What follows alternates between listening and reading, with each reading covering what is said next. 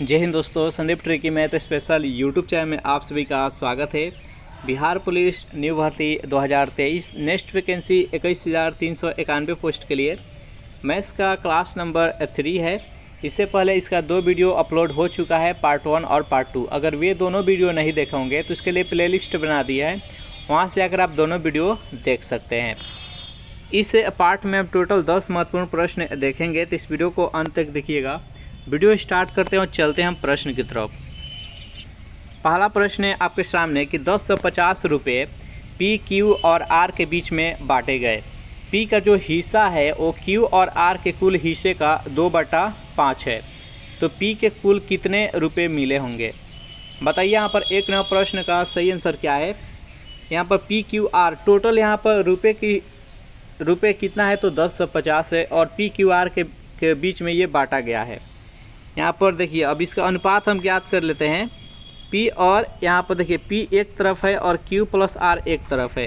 यहाँ पर Q और प्लस में R, इसका अनुपात कितना दिया गया है, तो 2:5।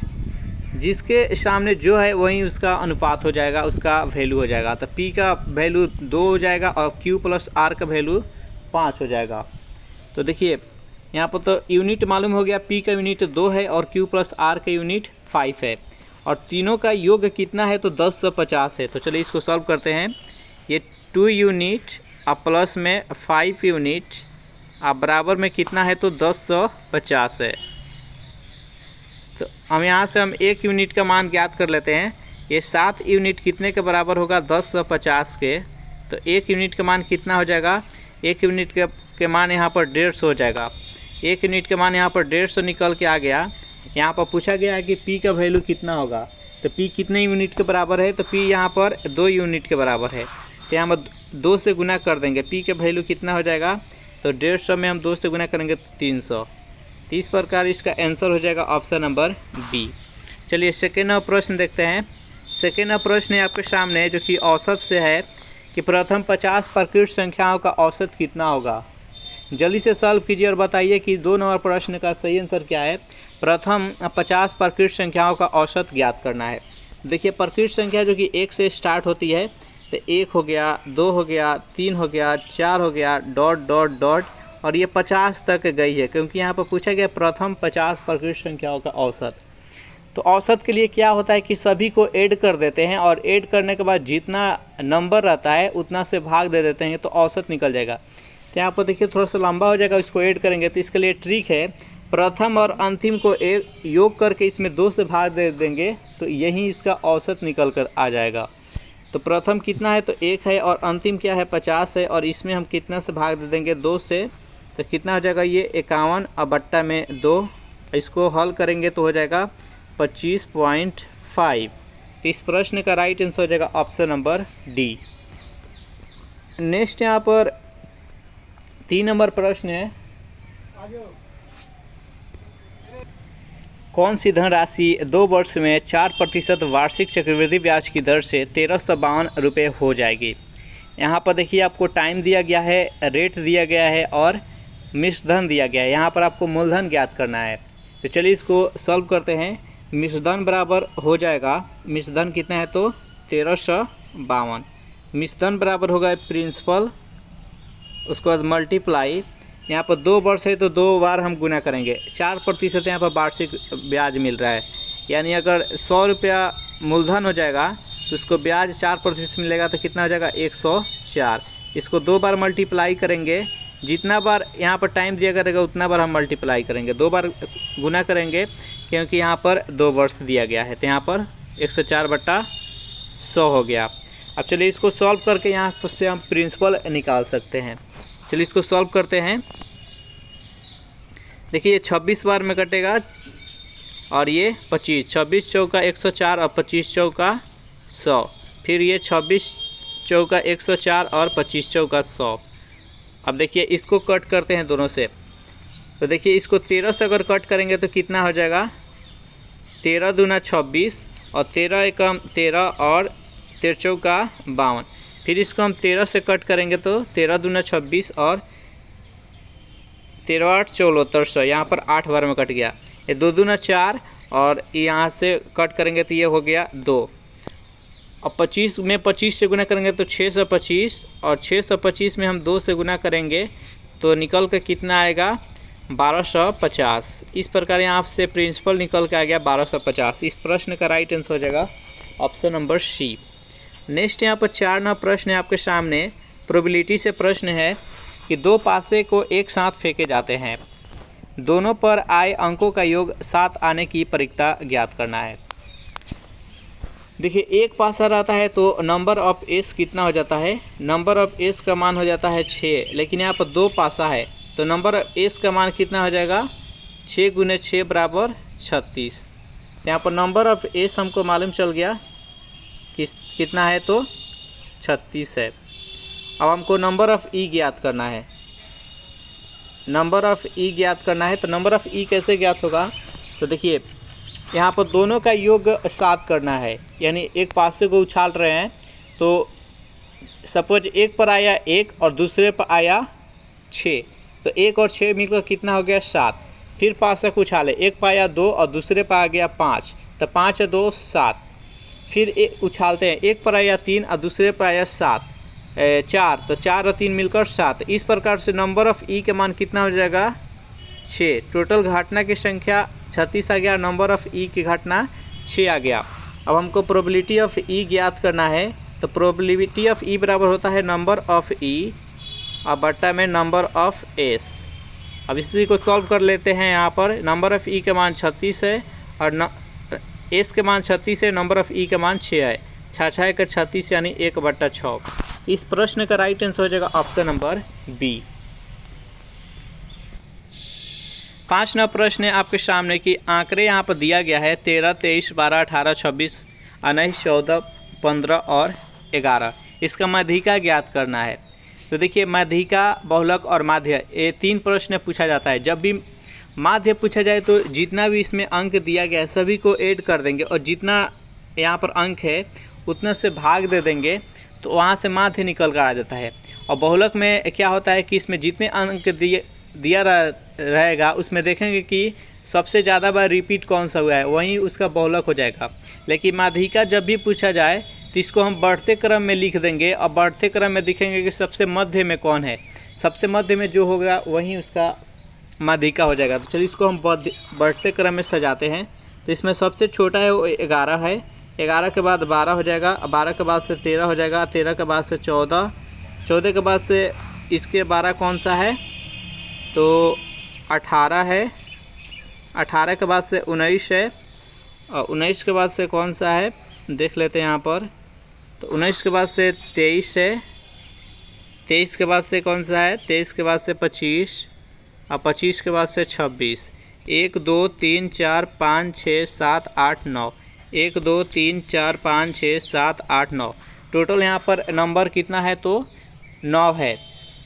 तो इसके लिए मध्य को चुनने के लिए क्या होता है, नंबर टोटल नंबर जितना रहता है नंबर प्लस में 1 और बट्टा में 2, तो यहाँ पर कितना हो जाएगा 9 और 9 प्लस 1 के बट्टा में 2 बराबर 10/2 इक्वल टू कितना हो गया तो यहाँ पर 5।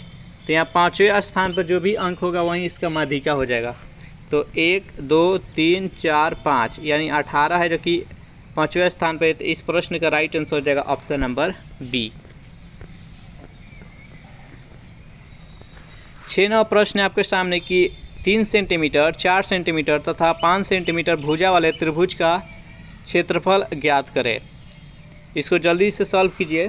देखिए एक यहाँ पर त्रिभुज दिया गया है, त्रिभुज का जो भुजा दिया गया है 3 सेंटीमीटर, 4 सेंटीमीटर और 5 सेंटीमीटर। तो देखिए ये पाइथागोरस प्रमेय को फ्लो करता है, क्योंकि विकर्ण का स्क्वायर इसके लंब का स्क्वायर प्लस आधार का स्क्वायर बराबर हो जाएगा, यानी 50 25 हो जाएगा। ये 4 चौका 16 और तीसरी का 9, 9 और 16 ये भी 25। यहाँ पर विकर्ण का स्क्वायर लंब के स्क्वायर प्लस आधार के स्क्वायर के बराबर है पाइथागोरस प्रमेय को। तो इसलिए यह समकोण त्रिभुज है। समकोण त्रिभुज का क्षेत्रफल क्या होता है तो 1/2 गुने आधार गुने ऊंचाई। अब इसको सॉल्व कर लेते हैं। 1/2 हो गया, आधार कितना हो गया 4 और हाइट कितना हो गया 3, तो यहाँ पर इसको 2 बार में कटेगा, 3 दूना 6 यानी 6 सेंटीमीटर स्क्वायर हो जाएगा। इसका राइट आंसर हो जाएगा ऑप्शन नंबर बी। नेक्स्ट यहाँ पर 7वां प्रश्न है आपके सामने। प्रश्न है कि एक वस्तु को 480 रुपये में बेचने पर एक दुकानदार को 20% की हानि होती है। 40% लाभ कमाने के लिए उस वस्तु को कितने रुपए में बेचना चाहिए? जल्द से सॉल्व कीजिए। यहाँ पर 7वां प्रश्न का राइट आंसर क्या है? तो चलिए इसको सॉल्व करते हैं। यहाँ पर जो विक्रय मूल्य दिया गया है वो 480 दिया गया है। पहले 480 रुपये में बेचा जाता है तो इसको 20% का हानि हो जाता है, यानी 100 का वस्तु कितने में बेचा होगा? तो 100 का वस्तु ये 80 रुपये में बेचा होगा। फिर क्या कहा जा रहा है कि उसको 40% का लाभ कमाना है। तो 40% का लाभ कमाने के लिए उस वस्तु को कितना रुपये में बेचा जाना होगा? तो 100 रुपये का वस्तु कितना में बेचना होगा? तो 140 रुपये में। अब इसी को सॉल्व कर लेंगे तो आंसर आ जाएगा। यहाँ पर 100 से 100 ख़त्म हो गया और ये 0 से 0 ख़त्म हो गया, ये हो गया 4 और ये हो गया 7। उसके बाद देखिए इसको कट करेंगे तो 12 चौक 48, 120 और 12 कितना हो जाएगा? 84 और एगो 0 आ गया, यानी 840। कितने रुपए में बेचना होगा 40% के लाभ कमाने के लिए? तो 840 रुपये में। तो इसका राइट आंसर हो जाएगा ऑप्शन नंबर ए। नेक्स्ट यहाँ पर सेशन आप लोग को अच्छा लग रहा है तो वीडियो को लाइक कर दीजिए, अपने दोस्तों के पास शेयर कर दीजिए। 8वां प्रश्न है टाइम एंड वर्क से कि ए किसी काम को 15 दिनों में पूरा करते हैं, बी उसी काम को 10 दिनों में कर सकते हैं। बी अकेला उस काम को 5 दिनों तक किया और वह काम छोड़कर चला गया तो शेष काम को कितने दिनों में समाप्त करेगा ए? चलिए इसको सॉल्व करते हैं। ए है जो कि किसी काम को 15 दिन में करता है और बी है जो कि उसी काम को 10 दिन में पूरा करता है। दोनों का एलसीएम अगर ज्ञात करें तो कितना हो जाएगा? 30। अब देखिए ए का कार्य क्षमता निकल के आ जाएगा 2 और बी का कार्य क्षमता कितना हो जाएगा? तो 3। यहाँ पर देखिए बी काम को शुरू करता है, बी 5 दिन तक करता है। एक दिन में अगर 3 काम कर रहा है तो 5 दिन में कितना कर लेगा? तो 3 गुने 5 बराबर 15। बी तो 15 काम कंप्लीट कर चुका है ऑलरेडी पहले ही। तो यहाँ पर टोटल काम की संख्या है तो 30, 15 तो बी कर लिया है, तो और कितना काम बचा है? तो और काम बचा है 15। अब 15 काम जो है उसको ए को करना है। ए का कार्य क्षमता कितना है? 2 है। एक दिन में 2 कर रहा है तो 15 को काम करने के लिए 2 से भाग दे देंगे तो कितना हो जाएगा? 7.1/2 डेज, 7.5 दिन लगेगा। तो इसका राइट आंसर हो जाएगा ऑप्शन नंबर ए। नेक्स्ट यहाँ पर 9वां प्रश्न है आपके सामने। एक नाव का धारा की साथ 10 घंटे में 100 किलोमीटर जाती है। यहाँ पर धारा के दिशा के साथ जा रहा है और धारा के विपरीत दिशा में 15 घंटे में 75 किलोमीटर जाती है। तो धारा की चाल ज्ञात करना है।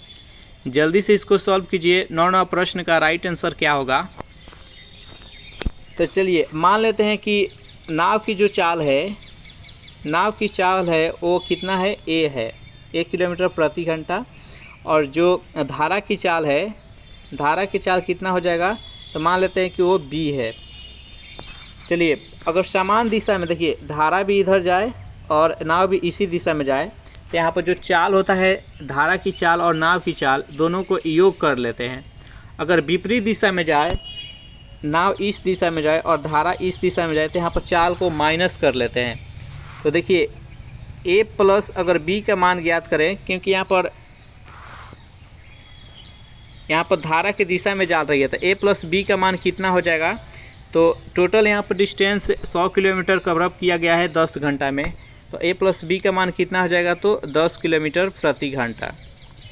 अगर ए माइनस बी का मान ज्ञात करें, यहाँ पर माइनस इसलिए कर रहे हैं क्योंकि यहाँ पर विपरीत दिशा में जा रहा है और यहाँ पर 75 किलोमीटर का डिस्टेंस 15 घंटे में पूरा करता है।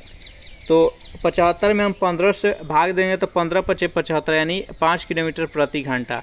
ए प्लस बी का मान हो गया 10 किलोमीटर प्रति घंटा और ए माइनस बी का मान हो गया 5 किलोमीटर प्रति घंटा। यहाँ पर धारा की चाल ज्ञात करना है। तो धारा की चाल कैसे ज्ञात होगा? यहाँ पर हम दोनों को ऐड करेंगे तो कितना हो जाएगा? 2a बराबर, यहाँ पर b है कट जाएगा, वो प्लस में एक माइनस में है और 10 गो और 5 गो 15।